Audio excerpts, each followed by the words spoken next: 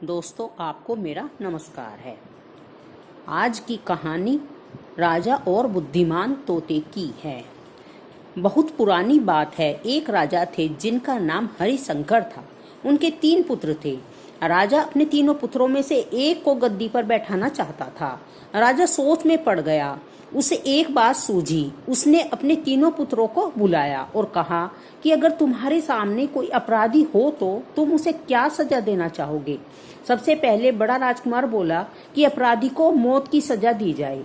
दूसरा राजकुमार बोला कि अपराधी को काल कोठरी में बंद कर दिया जाए। फिर तीसरा राजकुमार बोला कि पिताजी, हमें सबसे पहले यह देख लेना चाहिए कि उसने गलती की भी है या नहीं।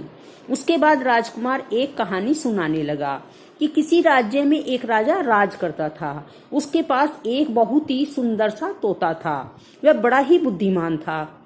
उसकी मीठी मीठी बोली को सुनकर और उसकी बुद्धिमत्ता को देखकर राजा उससे बहुत खुश रहता था।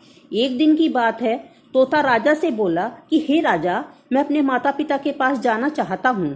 वहां जाने के लिए राजा से विनती करने लगा। तब राजा उससे बोला, ठीक है, तुम चले जाओ, लेकिन 5 दिन में तुम्हें वापस आना होगा।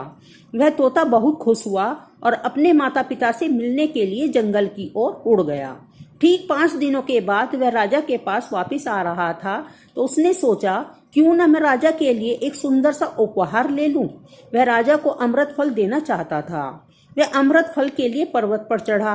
तब तक रात हो गई थी। उसने वह फल तोड़ा और रात वहीं काटने की सोची। जब तोता सो रहा था, अचानक वहां एक सांप आया। उसने उस फल को खाना शुरू कर दिया, इसलिए वह फल जहरीला हो गया। जब सुबह हुई तो तोता वह फल लेकर राजा के पास गया और बोला, हे राजन, मैं आपके लिए यह अमृत फल लेकर आया हूँ। इस फल को खाने के बाद अगर तुम अमर हो जाओगे। तभी राजा का मंत्री बोला, महाराज, पहले देख तो लीजिए कि फल ठीक है या नहीं। तो राजा ने उसे उस फल में से एक टुकड़ा कुत्ते को खिलाया। फल खाते ही कुत्ता तड़प तड़प कर मर गया। तो राजा को बहुत क्रोध आया। उसने अपनी तलवार से तोते का सिर धड़ से अलग कर दिया और वह फल भी फेंक दिया। जहां फल फेंका था, कुछ समय के बाद वहां एक पेड़ उगाया। तो राजा ने सबको सख्ती से कह दिया कि उस फल को कोई ना खाए, क्योंकि राजा को लगता कि वह अमृत फल जहरीला है। एक दिन एक बूढ़ा आदमी उस पेड़ के नीचे आराम कर रहा था। उसने एक फल को खा लिया तो वह जवान हो गया।